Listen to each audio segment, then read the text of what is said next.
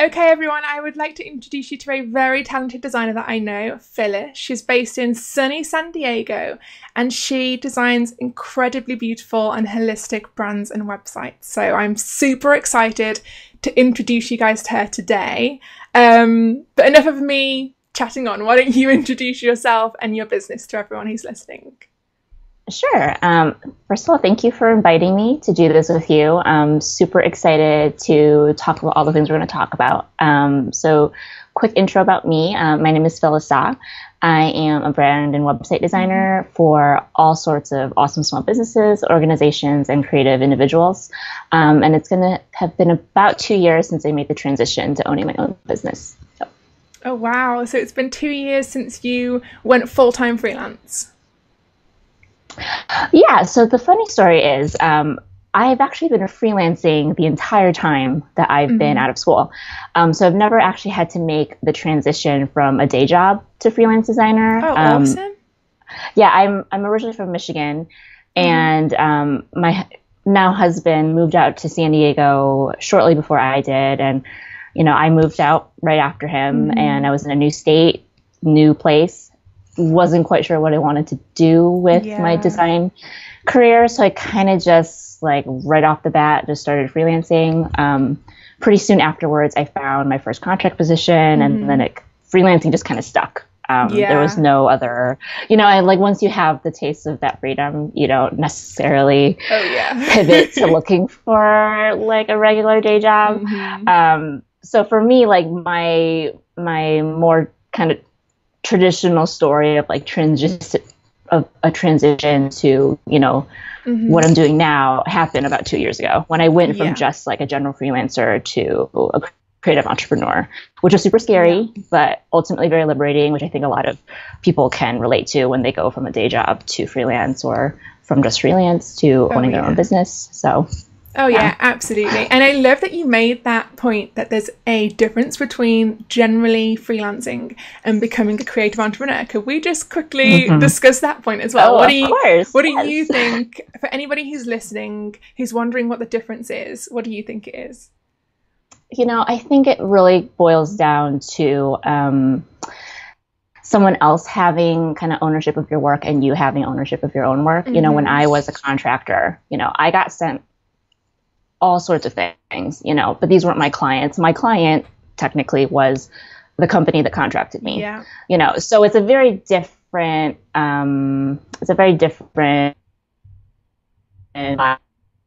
set of expectations. I didn't have to talk to clients. I just had to get my work done, and that's not necessarily everyone's situation when they're just generally freelancing, but there is that mindset of this is just a job, and I'm moving on to the next job, whereas as a creative entrepreneur, what I am making here is for me, it's my own, and that requires a lot more time and attention and planning, and it all falls back on me. It doesn't fall back on someone else that's sending me the projects, so I have to take ownership of the whole process, which again was a super scary thing to consider, but ultimately what I really needed to do at that juncture of my creative career, and clearly I'm very glad I did it.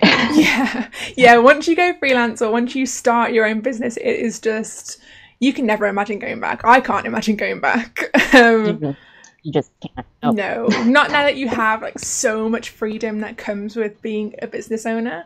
I could just never go back to working for somebody else.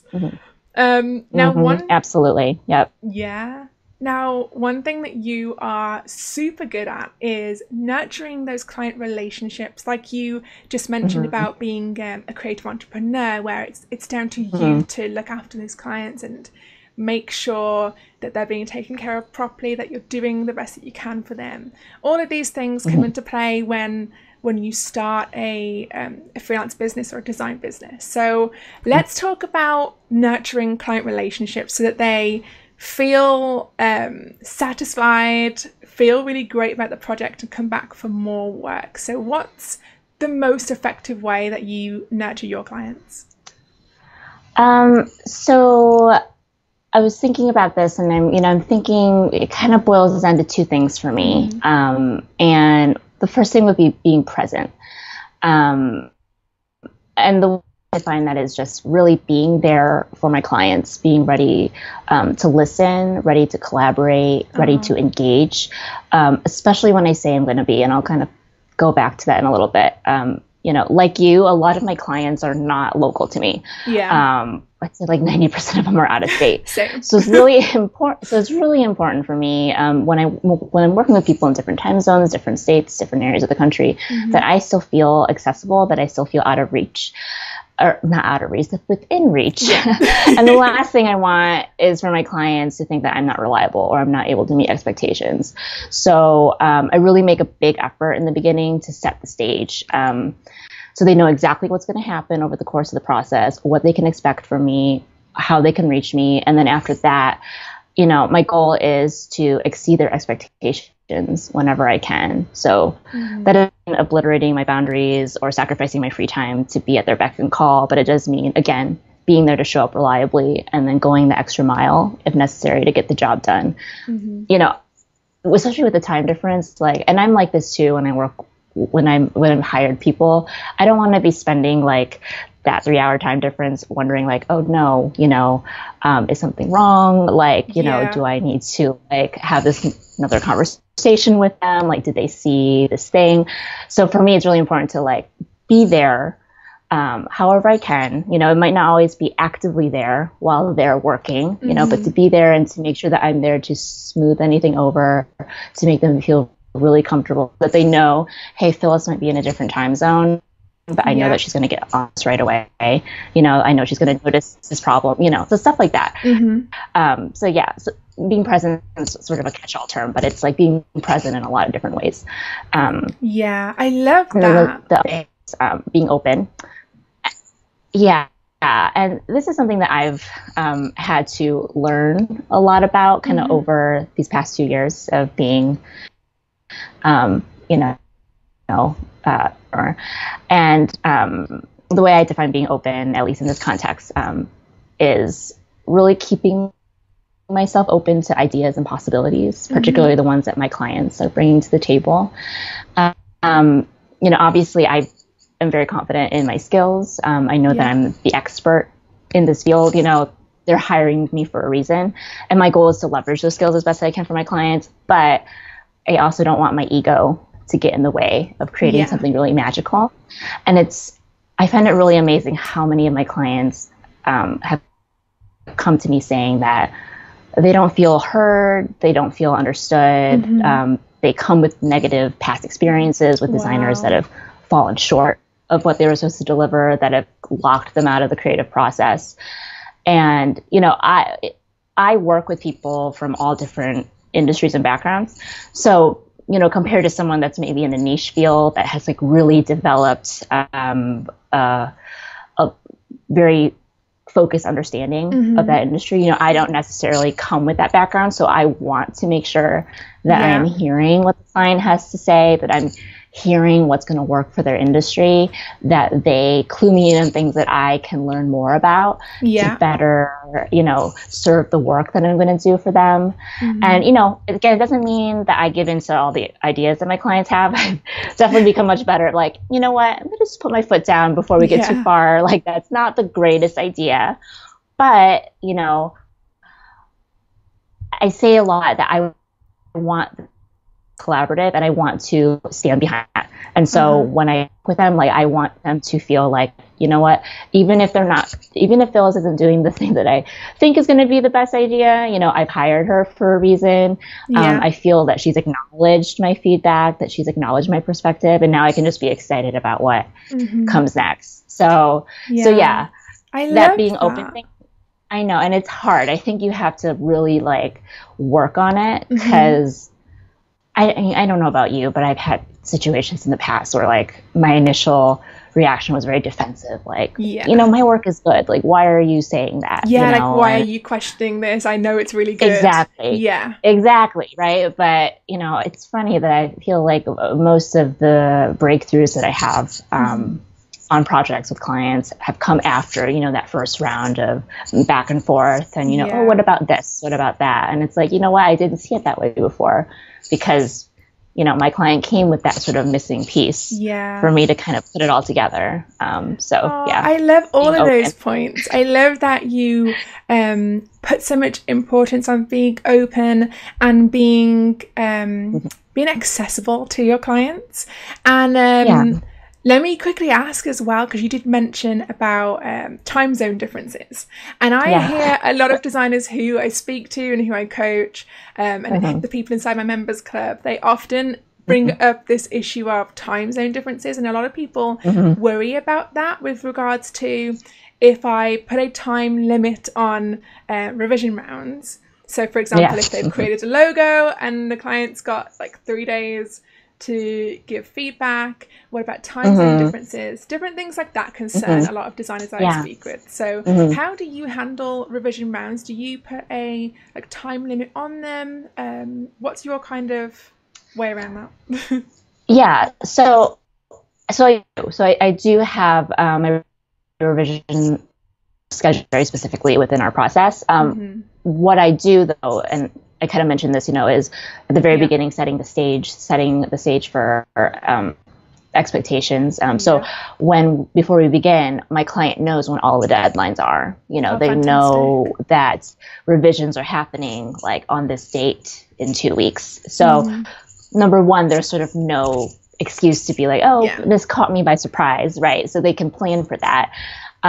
So that helps a ton because they know when it's going to come. They can kind of plan for it, even if we're on different sides of the coast. The other thing too is that for me, I try to actually put. I think I might have seen this in one of your things actually, but trying to schedule things to fall on certain days of the week. Oh yeah. So and I think I'm trying to remember. I think I might have seen this through freelancers. But I tried to schedule things that they need to review closer to the end of the week, and then have their revisions due on Monday, so they have the weekend to spend time going through it. Most of them, are either working during the week or they have other commitments, but. I don't know about your clients, but my clients are always super excited to dig into stuff. So the weekends are probably the best time to really focus their energies on, reviewing what I've sent them, writing out all their feedbacks. And then by Monday, it's kind of all ready to go. Usually when I log in on Monday, I'm like, oh, there's a whole bunch of stuff that was posted over the weekend. And they know that I don't usually respond or check things during the weekend. So there's no expectation that I have to be responding, in real time. They know that by Monday I'll be there looking everything over and engaging, in that conversation. So that's usually how it's typically worked. And it's been working very well. So great. It sounds fantastic. I mean, I guess the point you're making there, to reiterate for everybody who's listening, is to set those expectations and those boundaries up front, and then you won't have as many problems with time zone differences, with what clients actually expect from you. I love that you just set all of the expectations up front and just make sure that you're super clear with your clients. It's fantastic. And what kind of results have you personally seen from treating your clients this way, for really making sure that you nurture them, care for them, set expectations? What have you seen from doing this? The biggest thing I would say is that so many of these clients become repeat clients, as well as my best referrals, because they only have great things to say about my work and working together. Right now I have a variety of projects at different stages. And so not everything is something I'm actively working on, but I would say I have about 6 things open right now.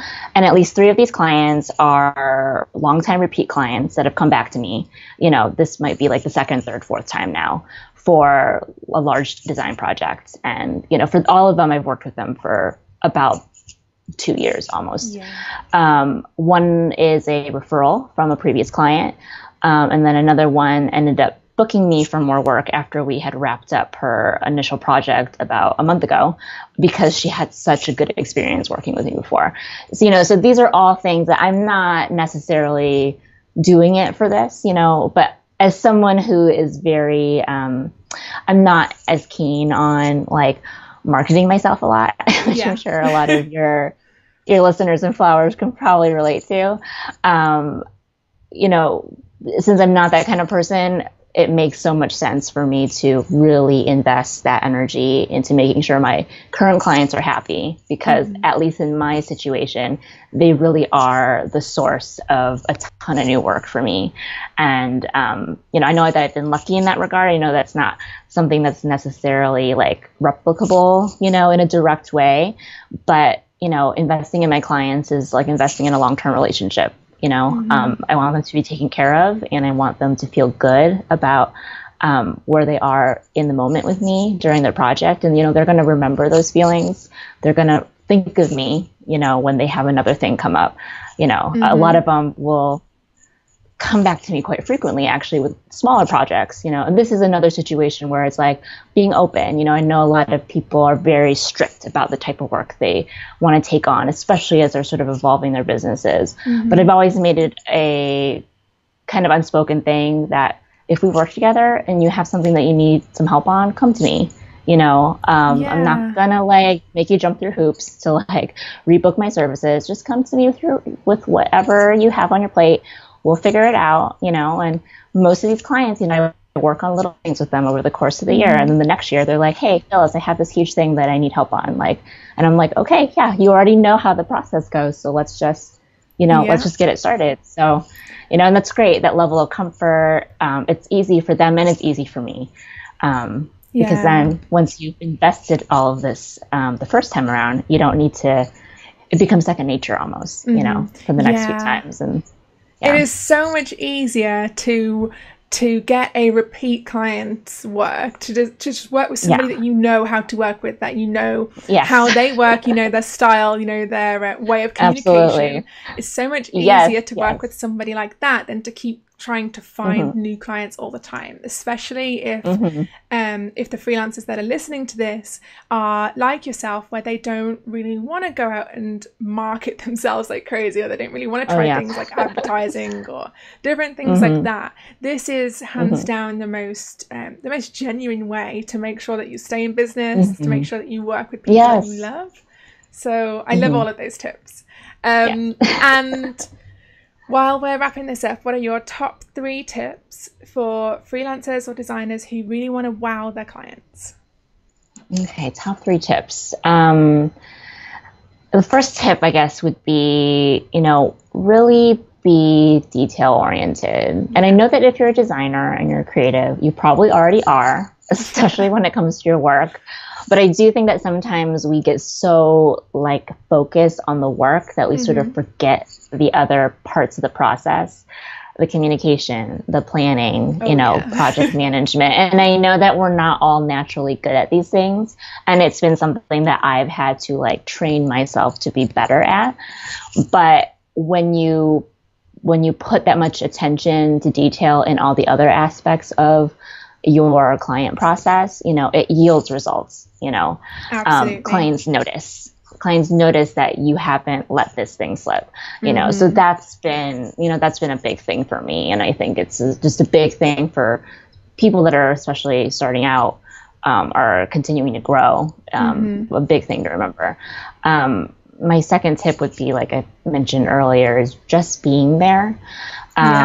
Again, you know, I've had this discussion with other designers, and, you know, it's weird how many people just don't show up. And by showing up, you're already miles ahead of the pack, you know? And yeah, if you're just there and people can rely on you and they know they can rely on you, like, your clients will be impressed. You know, your clients will know, and they will appreciate it. And then my third tip, I guess, is just, you know, again, just touching on something that I've already talked about before, is just really keep your ego at the door. Really go into communicating and relating and engaging with your client with just an attitude of humbleness and a willingness to listen and a willingness to learn. You know, and I think clients know when, like, people are talking down to them. Oh, definitely. Or when, you know, you're not paying attention. And I think, you know, you're the one that is going to set the tone. You're the one that's going to sort of direct where the relationship And I think it's hard to do that when you're really absorbed in like Uh-huh. yourself and making sure that, you know, you're the one that's happy and maybe, you know, not caring as much about what the client thinks. So yeah, that would be Yeah. Those are fantastic tips. So fantastic. be accessible, be Yeah. dependable, and keep your ego in check. I love those Yeah. 3 tips, especially the last one, because even if your client doesn't like a design or something that you've created for them and you love it, Hmm. it's still at the end of the Hmm. day the client that's paying for the project, and it's down to Exactly. you to make them happy, not make yourself happy. So yeah, I love that you Yeah. brought that point out. And And you know what? You can always slide that unused concept into your portfolio anyway. You know, if yes. you love it that much. So it's not like the work disappears. You know, post it on Yeah. Dribble or something. Yeah, So exactly. You can post it somewhere else, or you could keep it to one side exactly. until you get another client who this kind of concept would fit. Hmm. There are so many ways that Exactly. you Yeah. can keep really great designs that haven't been used for projects. Great point. Exactly.